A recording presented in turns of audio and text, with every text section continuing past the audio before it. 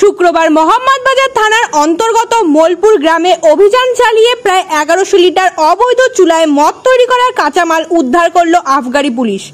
এ বিষয়ে আবগারি সূত্রে জানা যায়, গোপন সূত্রে খবর পেয়ে শুক্রবার সকাল 7টা নাগাদ মোলপুর গ্রামে হানা দেয় আবগারি পুলিশ। আর ঠিক তারপর মোলপুর গ্রামে পৌঁছে একটি পুকুরের জল থেকে ও পুকুর পাড়ে বেশ কিছু জায়গায় রাখা ছিল সে সমস্ত মদ তৈরি করার কাঁচামাল। পাশাপাশি উদ্ধার করা হয় মদ তৈরি করার বেশ কিছু সরঞ্জাম। আর সেই সমস্ত মদ তৈরি করার কাঁচামাল নষ্ট করে দিল আবগারি পুলিশ। যদিও এই ঘটনায় কাউকে গ্রেফতার করা হয়নি বলে খবর, তবে সে সমস্ত অবৈধ মদ তৈরি করা কাঁচামাল কারাই বা রেখেছিল সে বিষয়টি এখনো পর্যন্ত স্পষ্ট নয়। Bureau report, Birbhum news.